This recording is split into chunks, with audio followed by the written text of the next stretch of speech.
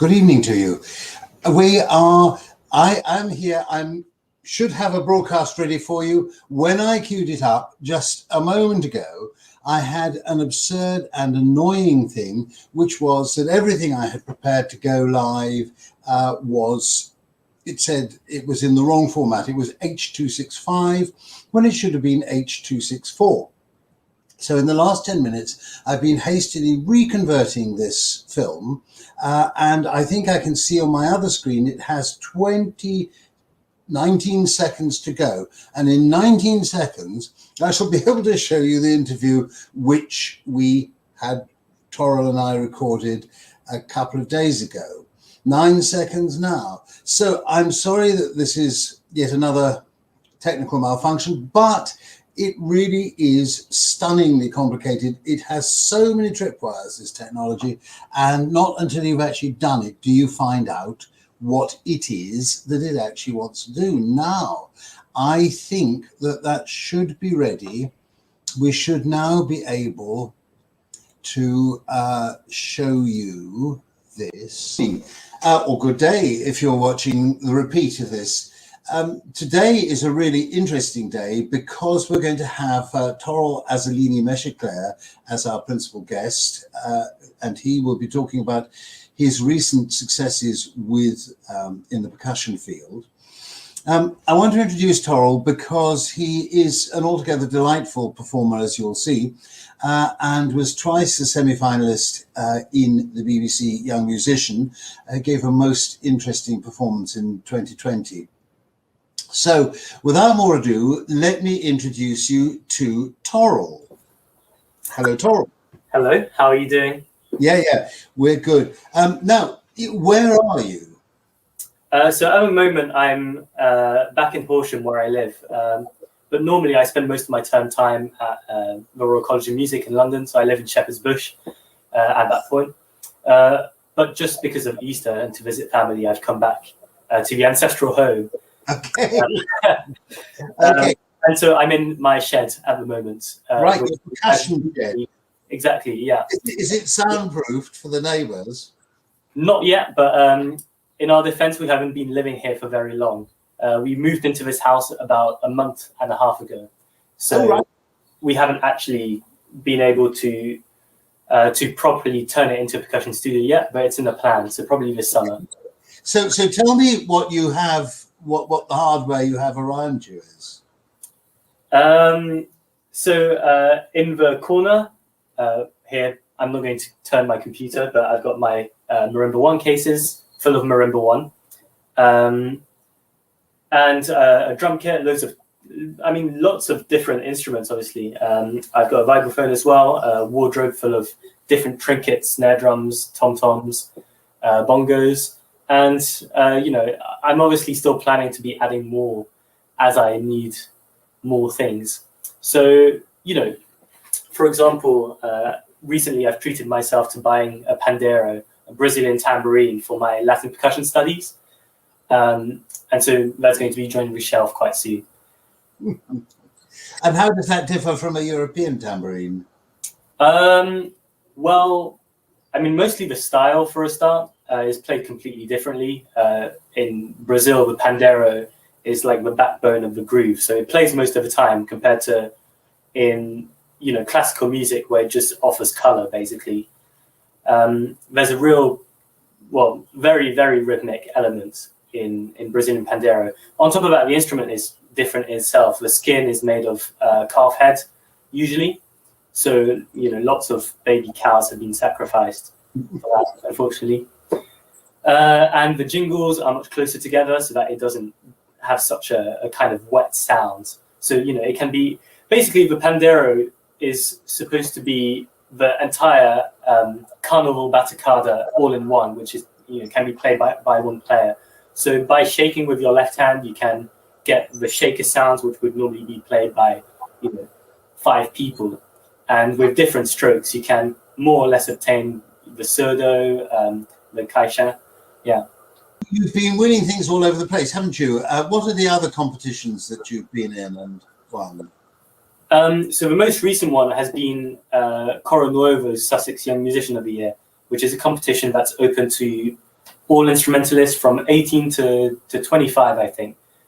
And they have to have some kind of link with Sussex. So again, that was because of COVID. It was a video that it was a competition that was entered through video submission, and I kind of got to see the progression anyway, going through the various different rounds because they still existed, which was really exciting. So I ended up getting to the final and then eventually winning the competition. It was judged by Katie Derham, Mark Wigglesworth, the conductor, and then Jonathan Dove, the composer. And yeah, I mean, their comments were really lovely, and it was really nice to get to meet them as well, even though it was through Zoom, and to play. It was competitions always give me a drive to be able to actually achieve things as well. Great. Oh, we're just getting a bit of feedback, but I think it's gone now. Well, now listen, you're going to play some music today, aren't you? Yeah. So what are you going to play first? So I'm going to start off with Woodpecker by Louis Andriessen, who's a Dutch composer, a kind of a pillar of contemporary music, and who's still alive and well and composing. So this was written for the Tromp percussion competition, which is one of the flagship competitions in the world, in Holland, in 2000, I believe. And well, from the title, you can kind of guess that there's an element of nature as well. I feel like that's really complemented by the bird singing just outside of my shed. So hopefully the computer will pick that up just by chance. But yeah, and this is the piece I submitted for the Southern competition as well. So it's still quite fresh. Okay, well, let us hear it, please.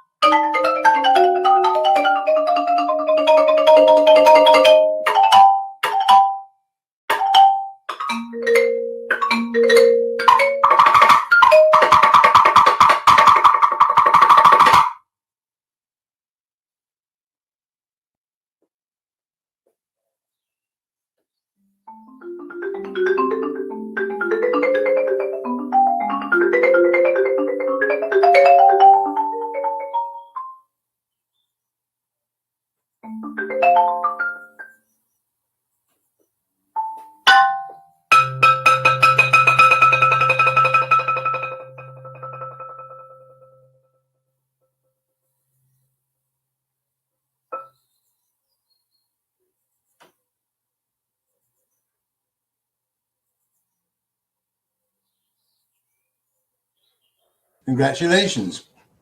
That was lovely. Tell me, when did you first actually find that you had a facility for percussion? How did that all start in your life? But I had a facility for percussion. The attraction to it, and well, when I was a kid, so I'm French and I grew up in Paris, and there's a lot of emphasis on arts and culture in France in general, and so when I was really little, my parents used to take us very often to music festivals, but not like Reading or Glastonbury, but the kind of things which were within Paris and which were accessible to everyone, crucially, not kind of things where you had to get really expensive tickets to get in. And so, there was always a lot of music, especially every year there's a kind of very grassroots festival called Fête de la Musique, which means the Festival of Music. And it's not something that's organized particularly by anyone. It's just on the 21st of June every year, people just go out to play.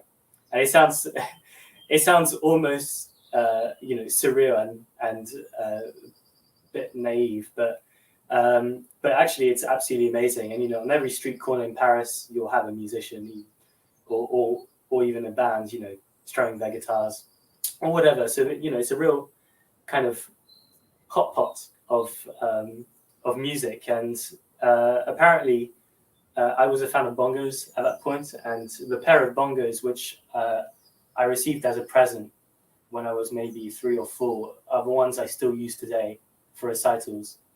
Obviously, I've changed the skin a couple of times, but the body's still the same. So I guess I had an interest in it for a long time, even though it wasn't necessarily that kind of percussion and to that kind of scale either. Yeah, but I'm just interested in the process by which somebody becomes a musician and how they discover that that's actually what they really want to do with their life. How did that happen? Yeah, well, it took me a while to finally decide I wanted to have a career in music. Like, it probably happened when I was around 15, 16. Before that, I was kind of on the fence between something more academic or actually doing music. And, well,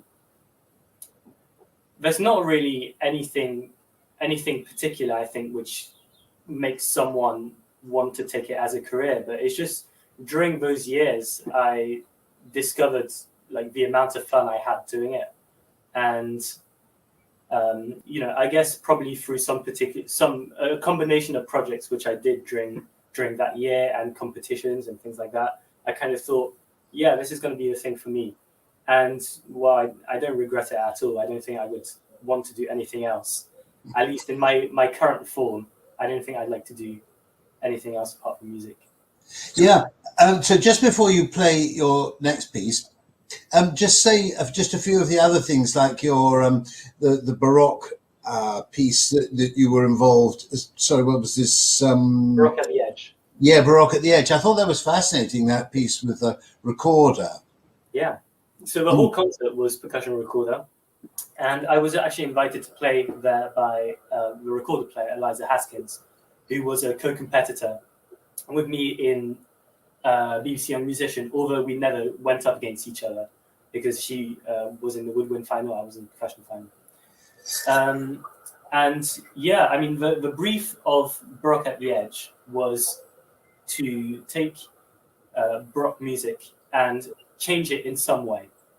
So, for example, there were some other people in that concert program who decided to do a concert called Q-Baroque.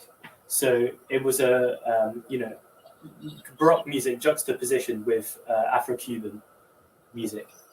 And well, on our side, we decided to just already the combination of percussion made it unique in its own way. To this date, I've only found one other percussion recorder duo, and they're in Australia. So I don't think there's a ton of competition on that side. And yeah, it was great fun as well to take part in that. Great. Well, I was going to say, let's move on to your second piece now. Tell us about Mr. Erik Sammut and all. So Erik Sammut is a French percussionist, and well, mostly marimbas. I think he won the Lee Howard Stevens competition, if I'm correct, when he was about 25, and since then he's done a lot of compositions. This piece is probably one of the most played in repertoire, and he's also a professor of marimba at Royal Academy of Music.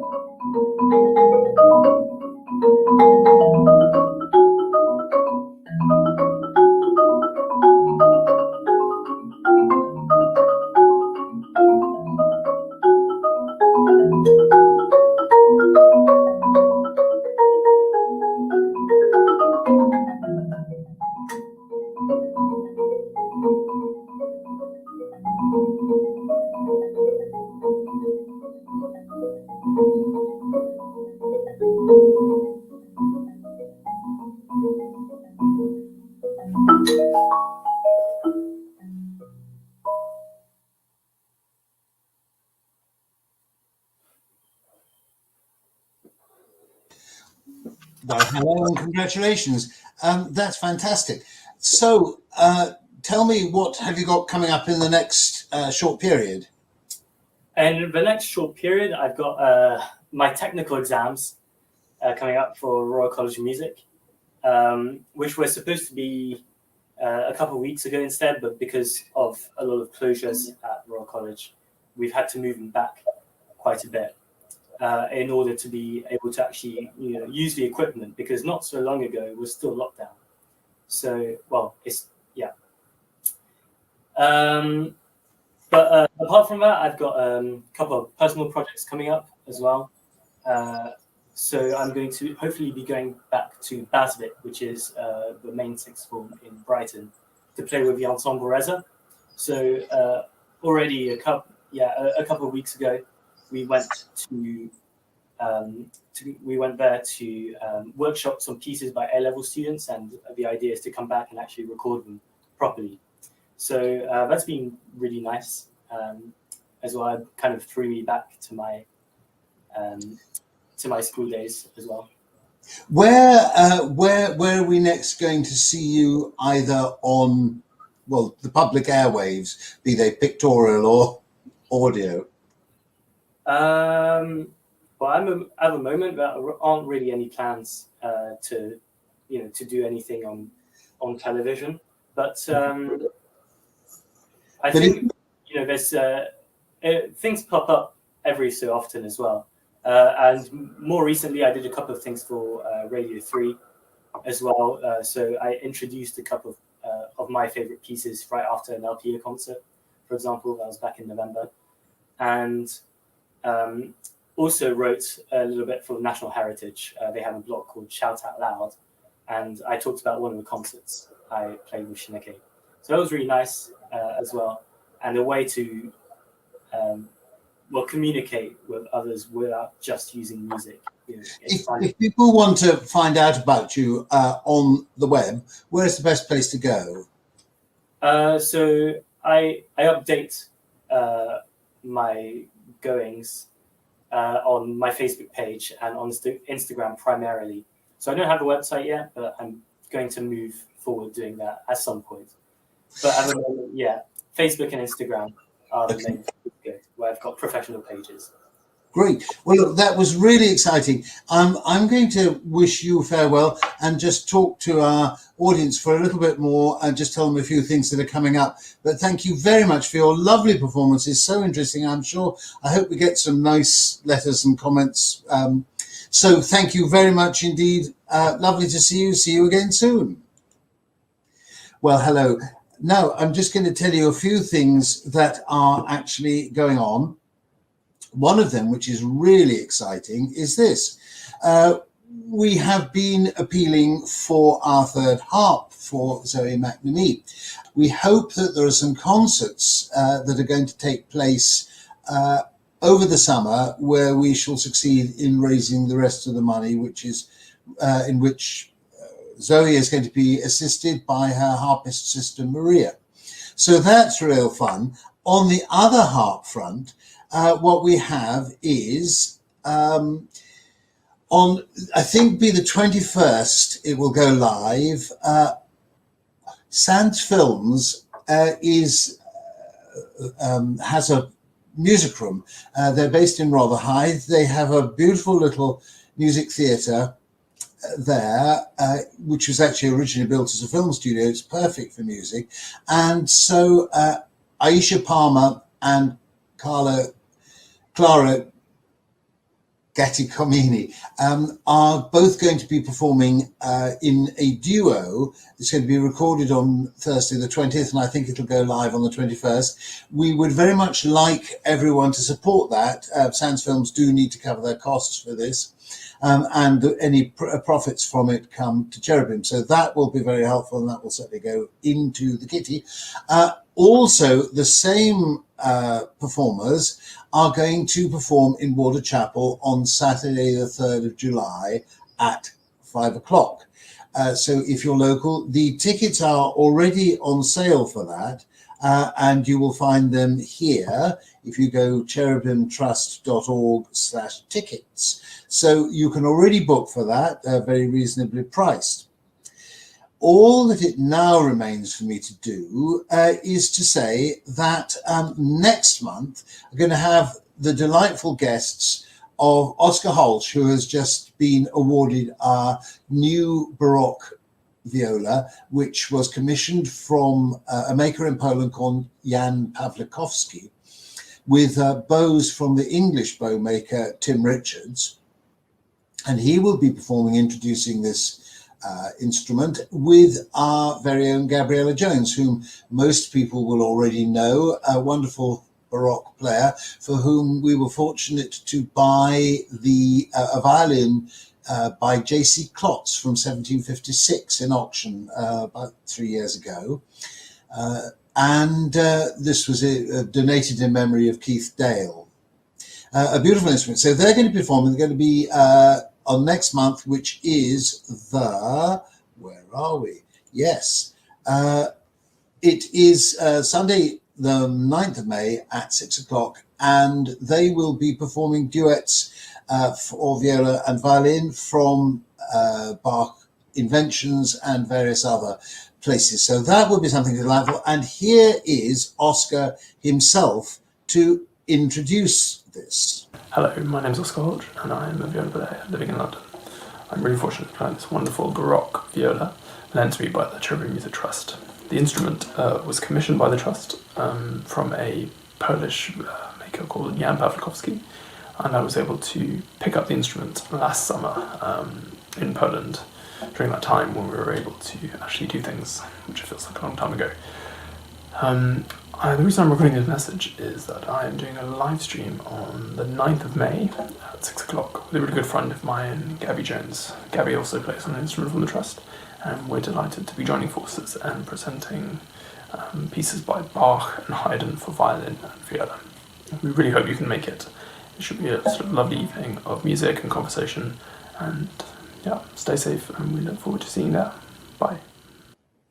Well, there we are. I think that's all that we're going to be able to show you today, but next month it's going to be lovely violin music. And meanwhile, let me just also remind you how and where you can donate to our appeal for the harp. There is CAF online and the number is 6846. Well, thank you very much indeed for watching. These things are a great delight to meet people and to get your comments. So please either comment when you watch or send us an email. Delighted always to hear. Look forward to seeing you.